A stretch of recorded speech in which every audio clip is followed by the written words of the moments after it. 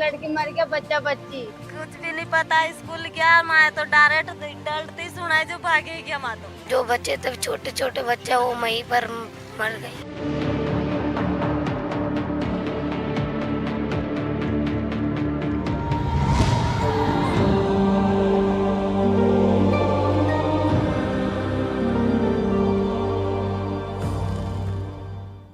तो शवों को परिजनों को सौंप दिया गया है। स्कूल हादसे का शिकार बच्चों का शव सौंप दिया गया है।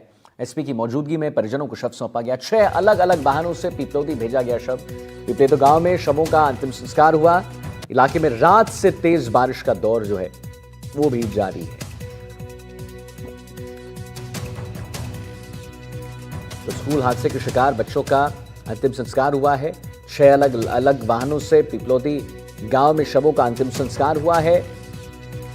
स्कूल हादसे के शिकार बच्चों का शव जो है सौंप दिया गया है परिजनों को। 6 अलग वाहनों में, ये आप देख सकते हैं तस्वीरों में। दर्दनाक तस्वीर जरूर, बहुत दर्दनाक तस्वीर। 6 अलग अलग वाहनों से पीपलोदी भेजा गया शव। पीपलोदी गांव में शवों का अंतिम संस्कार हुआ है। स्कूल हादसे शिकार बच्चों का शव सौंप दिया गया, जहां उनका अंतिम संस्कार हो गया है।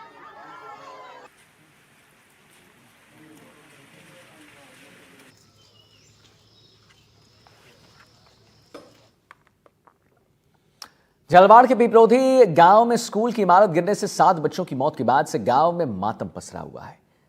गांव के किसी घर में चूल्हा नहीं जला है। लोगों की आंखों में आंसू और गुस्सा साफ दिखता है। गांव की महिलाओं ने दर्द को बयां करते हुए कहा कि गरीबी का दर्द तो सहने की हमें आदत सी हो गई है, लेकिन हमें कलेजे के टुकड़े के मौत से के स्कूल में भेजने की हिम्मत नहीं।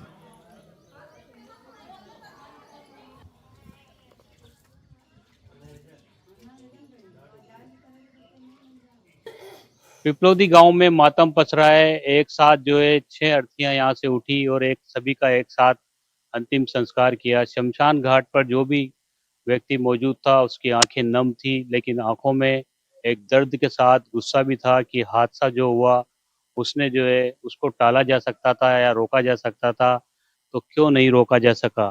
गांव की तस्वीरें आप देख सकते हैं किस तरह से जो है ग्रामीण अपने इस गम की इस घड़ी में जो है, दुख की इस घड़ी में जो है एकजुटता के साथ में उन परिवारों के साथ शरीक हुए हैं जिनके बच्चों की मौत हो गई है और जिनके बच्चे इस दुनिया में नहीं रहे। इस दुख की घड़ी में पूरा गांव में जो है एक मातम सा है, एक यूं कहें सहमा सा गांव नजर आ रहा है। लोगों के चेहरे पर मायूसी है और जो भी जिसको भी देख रहे हैं वो एक अपना दुख जो है वो व्यक्त कर रहा है। बहुत दुख हो रहा है आज सब लोगों को, पूरे गांव में जो है जहाँ भी हम देख रहे हैं सब लोग हो रहा। तो आज आप लोगों के गांव में यहाँ पे चूल्हे भी नहीं जले हैं लोगों ने? नहीं जले, चूल्हे वूल्हे कोई नहीं जले। 3-4 सुबह का ही, काल सुबह का ही कई चूल्हा जलागा। बाबड़ा संतान ही नहीं है तो चूल्हा कहाँ से जलागा। बिल्डिंग पुरानी थी तो डर लगता था आपको? डर लगता था, इसलिए हमारे बच्चे तो गुराड़ी भेज दिए थे हमने। इसलिए हमने यहाँ पर भेजे नहीं कि क्योंकि यहाँ समस्या खराब है, तो इसलिए कि भाई बेचारा कभी भी डर सकता है। इसलिए वे तो गरीब घर वालों ने भेज लिए बेचारे ने कि मेलदा यहीं पे यहीं जाया करेंगे, इसलिए भेजे हमने। तो भले खुद ने तशाद बगतला कपड़ा लत्ता से, पर हमारे बच्चे तो गुराड़ी भेज रहे थे स्कूल में। वो इच्छा के प्राइवेट स्कूल में ले जा रहे ला रहे थे वो स्कूल में, जो वे मेल के भी घर पे जावे और लेके भी घर से ही जावे। पूरे गांव में दुख है, बच्चों की मौत हो गई। दुख तो सभी को होता है, क्योंकि एक न्यू मान लो कि एक आदमी मरता है तो पूरे परिवार को दुख होता है। तो फिर एक 7-8 अर्थी जली तो फिर दुख क्यों, कई बात को नहीं होगा। तो 2 दिनों के आदमी ने रोटियां खाया।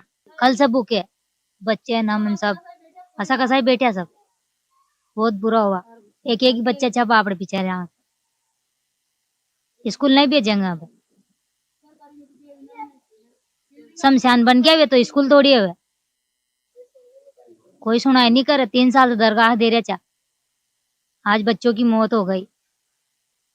बेचारा एक लड़का था बड़ा, उसकी माँ बाप का क्या होना, बच्चा कहाँ लाएंगे। अब प्राइवेट स्कूल में जा रहे हैं? मेहनत कर करके सब गुजारा करा, मेहनत करा, इसलिए हमने तो मतलब LKG से ही बच्चों को सब प्राइवेट स्कूल भेजा, क्योंकि अच्छी सुविधा भी नहीं है। कोई बच्चे बच्ची बढ़िया भी नहीं पढ़ा सके। हाँ साहब, इसलिए हमने तो कभी भी स्कूल सरकारी देखा भी नहीं और वहाँ पर गया भी नहीं, क्योंकि बच्चा बच्ची स्कूल नहीं गया तो हम कैसे जाओ वहाँ। माँ बाप है वो मेहनत कर ले, बच्चों को स्कूल प्राइवेट भेज दे। अब सब कुछ में पैसे लगे, अभी मतलब मान लो फीस भी, कहीं भी कॉपी किताब सब मोल लो, मैं तो खरीद के बच्चों बच्ची को पढ़ाया। गांव में मातम का माहौल है।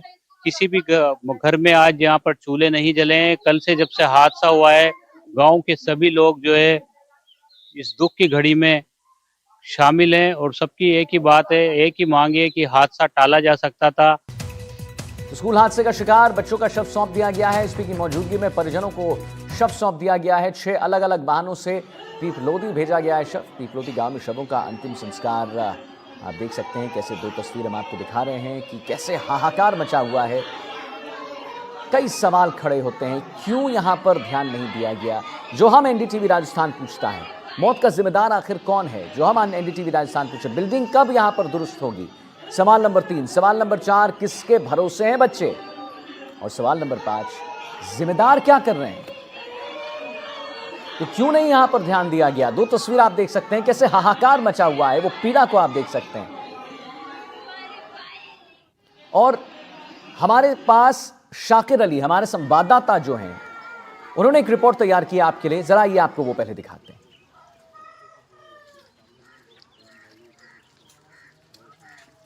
पिपलोदी गांव में मातम का माहौल है। मातम इस बात का कि 6 बच्चे जो है इसी गांव के थे जिनकी मौत हुई है।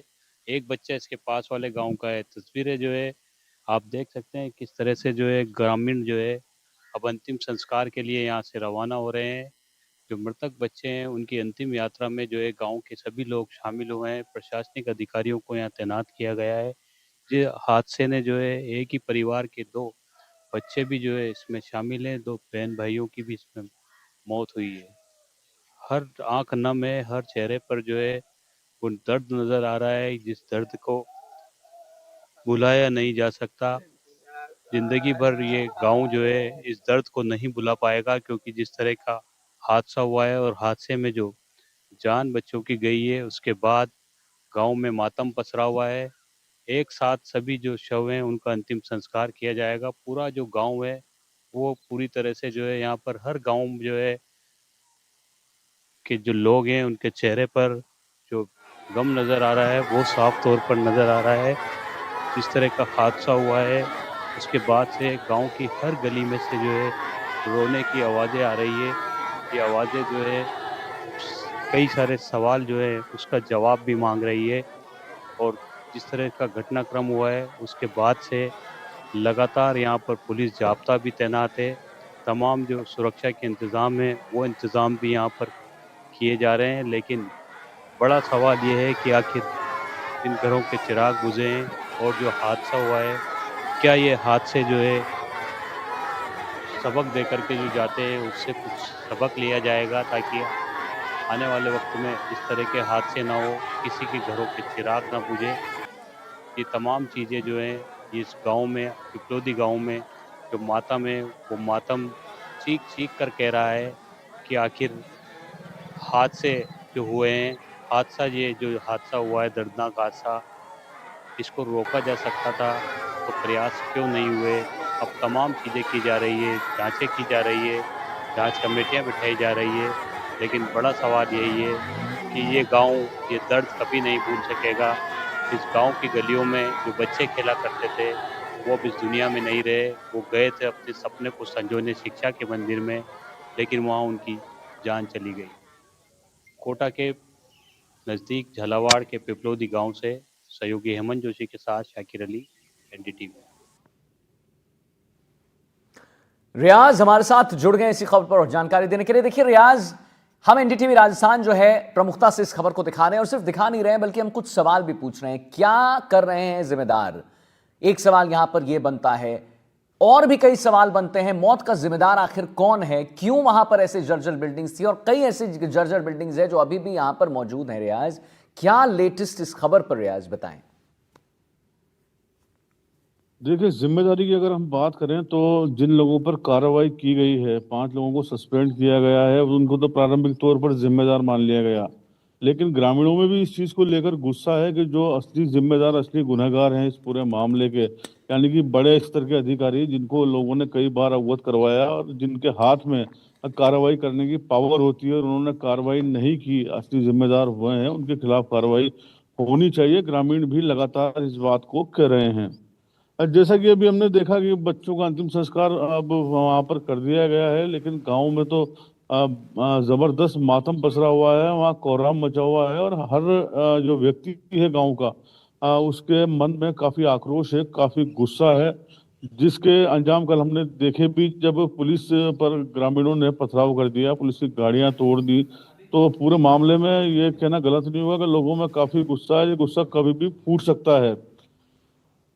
झालावाड़ जिले की अगर हम बात करें तो मैं लगातार कहता आया हूँ, यहाँ पर जो ग्रामीण क्षेत्रों में 4 दर्जन से ज्यादा स्कूल ऐसे हैं जिनकी बिल्डिंगें बिल्कुल खस्ता हाल हो चुकी है, कभी भी गिर सकती है। ग्रामीण क्षेत्र तो दूर की बात है, झालावाड़ जिला मुख्यालय पर भी कई इमारतें ऐसी हैं जिनकी बिल्डिंग कभी भी गिर सकती है, उनके हाल बेहद खराब है। इस हादसे से एक दिन पहले ही झालावाड़ के महात्मा गांधी स्कूल की स्टोरी हमने की है, जिसके हाल आप देखेंगे तो दांतों तले उंगलियां दबा लेंगे कि किसी जिला मुख्यालय पर भी ऐसा हो सकता है क्या। जी।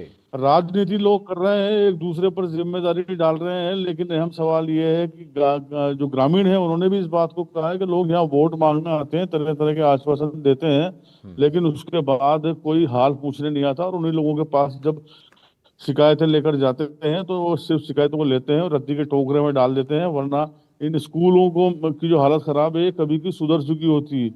गांव वालों ने बताया है कि उन्होंने कई बार स्थानीय नेता, सरपंच, विधायक या प्रशासनिक अधिकारी झालावाड़ तक जाके उन्होंने इनकी शिकायतें की, जिला मुख्यालय तक जाकर, लेकिन उन्हें हर बार आश्वासन मिला।